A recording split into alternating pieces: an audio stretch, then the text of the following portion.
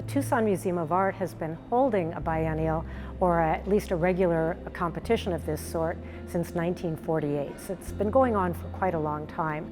But over time, we've switched, around 1999, to a single juror, a single curator, and we try to mix it up from different parts of the country, different institutions, different genders. This year, we selected Irene Hofmann, and she's the director and chief curator at Site Santa Fe. So she's known for her far-reaching ideas, conceptual art. I have heard of the curator before, and so I was hoping to be a part of it. And I just was shocked when I came in just to see how the pieces are very distinct and individual, and yet they work together. They sort of tell a slow story. It is such a beautiful show, and my placement is awesome too. Well, I think this is one of the most interesting exhibitions we've had. What we found later, after she made selections of what she thought was the best work, the strongest work, was a focus on nature and humankind's intervention in nature. Another section that sort of emerged was the idea of reclamation, the idea of looking at detritus or found objects in the desert, or repurposing materials that would otherwise be tossed aside, to look at, sort of reinventing the idea of beauty in the discarded. We also found that there was a section that kind of emerged about violence in our gun culture. And then last but not least, the pure love of paint, the seduction of painting and color and design, in a way to reaffirm that painting is not dead, beauty is not dead. There are beautiful things in all these different themes running throughout the exhibition.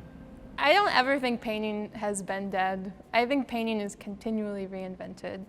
I think a person making photographs deals with the same things that a painter does, same thing with sculpture, installation, video. The world is now just more open to maybe different perspectives of how we can best express ourselves. So no, painting will never be dead. That's just what other artists and disciplines say.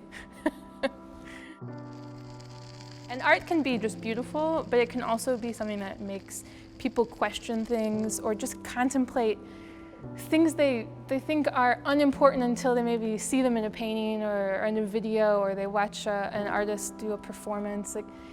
Art is a way to move people, essentially.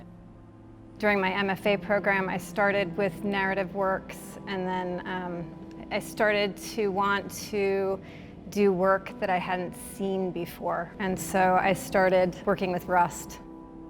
I had a studio right across from the railroad tracks.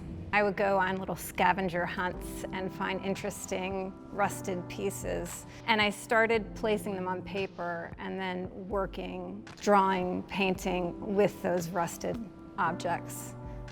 Eventually it led to this, what would happen if I took, instead of 2 or 3 rusted pieces, if I took thousands of rusted pieces.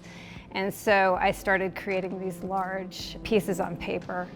There's the beauty in it all is to be able to think and appreciate on a visceral level, on a visual level, on an intellectual level. And these things are not hitting you over the head with those ideas. They are subtle, they're poetic. I don't want to do political art. I believe that the form itself should be interesting or engaging and kind of represent ways of thinking. I think this piece kind of functions as a manifesto for me, where I want to present the artist as laborer versus creator. So I've been trading my labor for sawdust.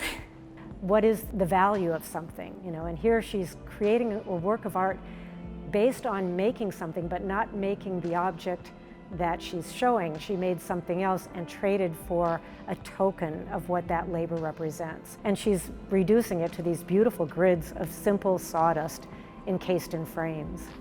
It's not an area that one comes to lightly. You make a commitment to be here. You love the land, you care about what's happening. So artists in this area are not only drawn to the idea of place, but they're also, like everyone else, they're attuned to what's happening in the world.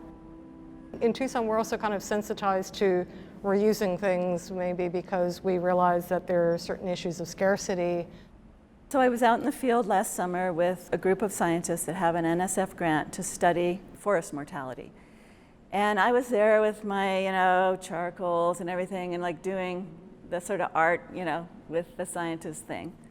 And then we got back to the research station, and he showed me these exquisite hemispheric photographs that they had taken thousands of just as a metric for die-off. I really wanted to animate them, so it felt like you were seeing the forest in front of your eyes go from lush to dead. It needed to be projected up, and the public needed to be able to lie down.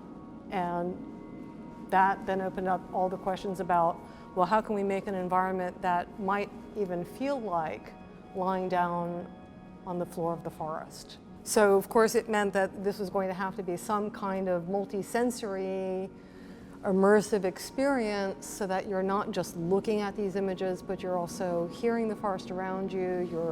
You're hearing it because you're lying on pillows that go crunch, crunch, crunch when you lie back on them, and there's all of the perfume of the pine needles that fill the pillows that just add to that experience. We don't change because of what we know, we change because of what we feel about what we know. And I think this is where art has a little leverage. It's like, okay, how can art make you feel in such a way that you change? Whereas knowing it is not going to do it. But somehow having an emotional experience with something created by an artist or a designer, can that make a difference? You don't have to shut out the rest of the world in order to enjoy art. You can enjoy it on multiple levels, and I think that's what this exhibition and this museum does. Our mission is to connect art to life, and I think that's what museums can do, is find that interface in ways that sports or television can't do.